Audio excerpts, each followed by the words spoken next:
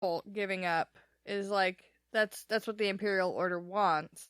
Yeah. So you can't do that because you're giving them what they want. You have to, like, have faith. We can pull it out, man. It's the enemy. In no way should you give them anything they want. But Sandra Holt does, like, the well-meaning, like, knee pat and mom smile, like, that's sweet, honey. Yeah, but, that Richard recognizes that for what it is, you don't too. know what you're talking about. We're Yeah. pretty fucked. Man, I came this far. Believe. You just have to believe. So they hear whispers, and they look up to see a group of kitchen staff looking at the carnage and Gratch. This guy was fucking great. He looks at Gratch. He looks at the bloody field. He looks at Richard and Sandra Holt. Back at the field. Back at that. See, they open so nice. Back at Gratch, and he's putting 2 and 2 together.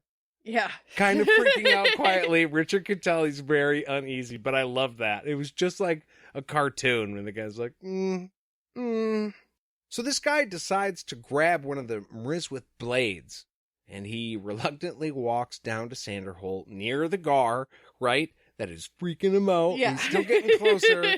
Because he thought about it. He's like, okay, well, this guy's here. Everything's calm, so maybe he's a good guy. Scary, but a good guy. Kind of like Batman. His name is Hank, and he tells Sanderholt that there's trouble. Well, with the Mriswith. But, like, duh. Like, Kinda. We're standing in the same place right now, right? Like, I mean, he very quickly is like, other trouble, but it's just funny because he's like, okay, guys. With Richard as flippant as he is, you could see him turning around and being like, yeah, we know. Yeah. What was funny to me, though, is that this guy walks up to Sanderholt with a blade in his hand, and she's like, what is it? Like, even if nothing else was going on, I feel like that's not your response to somebody who walks up on you in the middle of this shit. Like, you wouldn't be wondering why they're looking at you with questioning eyes, like, why they want to talk to you. You'd be like, crazy, right? I'm obviously in the middle of some shit here. So yeah, I agree. There is some trouble. Yeah. So he noticed the blades because there have been a bunch of people killed recently with like slashy, open, gross wounds that would match these weapons. No one had seen anything of any of the deaths, right? They don't know how exactly. Well, they know how, but they don't know who. And the people are freaking out. They all died at first light at the same time. Creepy. Very creepy. And obviously related. The man says that the killings are like spokes of a wheel, all leading right to where they were now. Kind of lucky that the kitchen staff came out to deal with it first and not like anybody else. Literally right? anybody else. Yeah. And be like, well, yeah, obviously it ended here. I killed them all. I got them. So what this man starts to explain is that they were in town. They popped up in town from fucking somewhere, and then they were trying to get to where Richard, Sandra Holt, and Gratch are. So they made a beeline and just slaughtered anybody in their way. Yeah, and he said spokes of a wheel. Like, they started out like spread around the borders of the city, kind of, like in my head. That's what I imagined. It's either from outside in or inside out, and I'm not 100% sure. Well, I'm guessing from outside in, just because I'm guessing that in my head, the Confessor Palace is sitting, like, kind of center back of the city, right? Like, the centerpiece. Not in the middle, but, like, there's nothing around it, kind of. You know what I mean? I don't know exactly how to describe what I picture Aidendrill like, but I can picture, well... Like, there's woods behind it. Like, it's the back No, of I don't see woods. I see mountain. Well, woods and mountains. That's all I'm saying. Like, it's back over, up. like, there's on no top. Yeah. There's no city behind Aidendrill, behind the Confessor Palace. No, but I always pictured you got the palace, and then, for whatever reason, there's a wall immediately behind the palace, and then the Wizard's Keep is built off to the side on that wall. Yeah, very close to the Confessor Palace. Yeah, very close. Confessor's Palace. But you can't get right across. You have to go down and like up and around to get to it. Yeah, it's like a long walk. If that makes sense. But that kind of confuses the theory about them coming in through the keep a little bit, because why would they have, like, spread out around the city and then come into the Confessor Palace? Why wouldn't they have just gone straight there? I don't know why I can't say Confessor's Palace. I keep saying Confessor Palace. Well, it could be that, if that was the move, then they came in through the keep and then spread out to figure out which direction they had to go in. Or, like you were saying, they came from the outside of town, but had to get through because they were all headed to a center point, which was Richard. Or and Gratch. I'm not sure. Or Gratch, yeah, more specifically. But either way, they made a beeline, and they didn't deviate from that at all. And they killed literally everybody in their way. Everybody, yeah. They were just like, fuck you guys, I'm not going to go around. It could be easier, but I'm just going to... Even a person that Sanderholt knows. Yeah. Hank tells her that, and you can tell she's upset. Yeah, they went right through the palace. But he covers it up. Not covers it up. But he almost makes it better right away by saying, hey, she didn't feel any pain. It was very quick. I was there right away, and she was already gone. Yay, Which at least, fine. yeah, it doesn't make the loss any better, but it just, at least she didn't suffer. Yeah. It's just, but yeah, nobody's going to be happy to hear that. Richard tells Hank to get help to move the Mriswith bodies and line them up in front of the palace. Okay, so here's the plan. The Daharans don't like magic. And so if they post all of the heads of the Mriswith, right, up in front of the palace, then that deters anybody who doesn't like magic from coming in, because obviously you got to have magic to kill these things, and they have magic, and also the people in the town who just had a whole shitload of them killed are also gonna, I don't know if they like seeing the dead heads, but they get a reminder that somebody killed those things, and the debt has been paid, essentially. I'm just a little bit confused. I mean, I know that we've been very clearly laid out what happened in Aidendrill, who's in charge. I mean, the lack of in charge right now because of what Richard just did. But, like, the palace, right? There's a lot of people who worked for Kaelin who live there still, who work there still. Are we to believe that when he killed the council, all of the Imperial Order was swept from the palace? No, I kind of don't think so. I think obviously they were in league with the Order, and so there's probably going to be some lingerers lingering. But there's no real way to tell. Yeah, no, I understand not wanting to keep more of them coming in, or like, no, this is a good plan to try and deter them.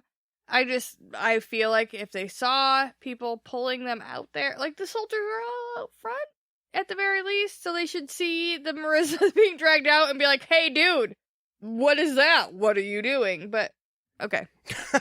We'll put a pin in it, okay? Okay.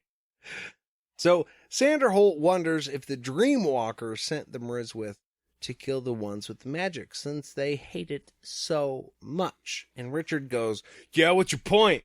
Yeah. And I hated that. Yeah. She's bringing it up. Maybe she has a point. He was being very combative with her yeah, at this point. So, don't be a dick. And then she was like, your grandpa and the woman you love with the magic?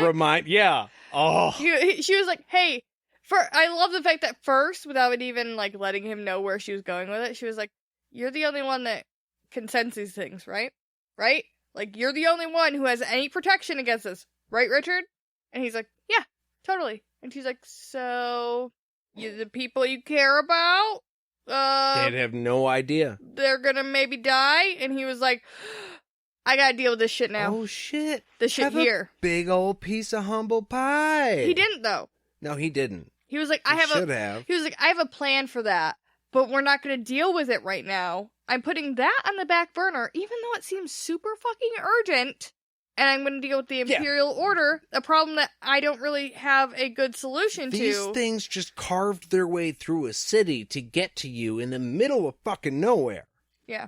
So if they're after your whole group, right? If they're after, quote, the good guys, then they very well might have attacked Zed and Kaelin just now. Yeah, his rationale here, I have a hard time understanding, because he's like, I have to deal with the Order, that's here right now, this giant fucking threat that there's no clear way to beat, especially by myself.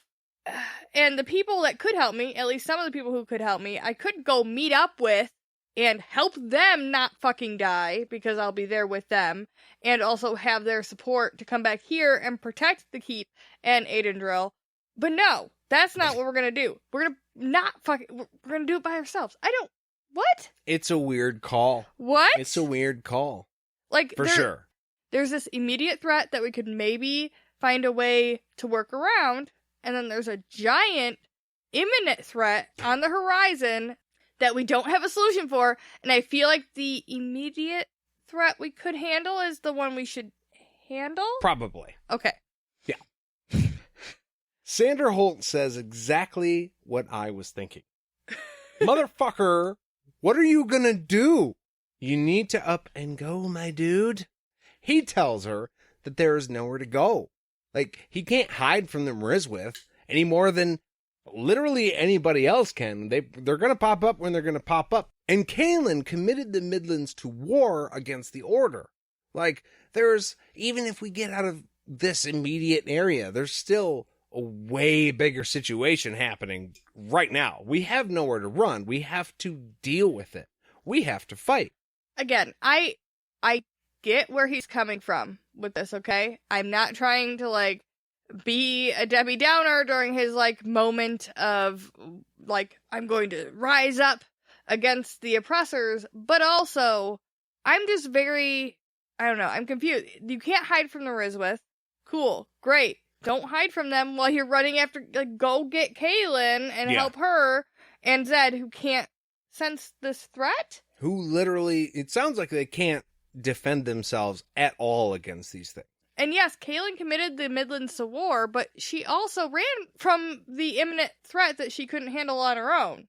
Like, yes, these are all things. Zed also would definitely back you in trying to defend the keep. But again, he left because he can't stay and defend the keep with just him and a couple people. Not by himself. So I can sense that from I'm confused, man. So he feels like he needs to act, which I guess makes sense. Yeah, you were just told, hey, we gotta do something. He's tired of being used and not knowing what's coming for him. Understandable. Yes, his whole arc since we've met him has been just doing shit that he didn't even choose to do. I don't even want to be doing this right now. Right. I get it. Shit. I do get it. Sanderholt points out that he is alone, and he thinks of Zed and the sisters and the wizards at the pop. I think he's planning to have people come and help him defend the keep from falling. But, like, it's fine right now. You go to Zed and make him come back with you, and, then you can handle your business. Yeah, I guess, I'm sure that some of you guys maybe can shed some light on me for this, because I really struggled through the end of this chapter, because he thinks about all these people who could help him, and I get wanting them to come back and help him, but it seems like he's gonna stay there and expect people to, like, come to him and help him, instead of, like, at the very least going to the people who he said were, like, 2 fucking weeks away, and then bringing them back to help him. Okay, so this bothered me, and it's not that there's anything wrong really with what's written there. It was just my personal. I kept forgetting that Sanderholt was not a Sister of the Light. Oh, it's the weirdest thing. Mistress, like fucked your brain. Mistress and sister has been said a lot too. Like, especially in the last book, everybody was sister name, and then so I'm like, Richard, all you got to do is take Sanderholt's journey book. Oh, yeah. And just write some letters. Anybody, literally anybody else, even if you are talking to somebody in the old world, can send a message somehow to somebody. Like, use it as a broadcasting beacon, and then this whole thing is solved. And I kept going, oh shit, Mr. Sanderholt's not that at all. No, but also, couldn't you send... I mean, okay, granted, right now he has Sanderholt, and we just met Hank. So, Richard doesn't have a large circle, I get that, but I feel like if he's not going to leave right now, he should at the very least find some random fucking kid on the street or something, and be like, hey, here's a little bit of money, or here's fucking food. Go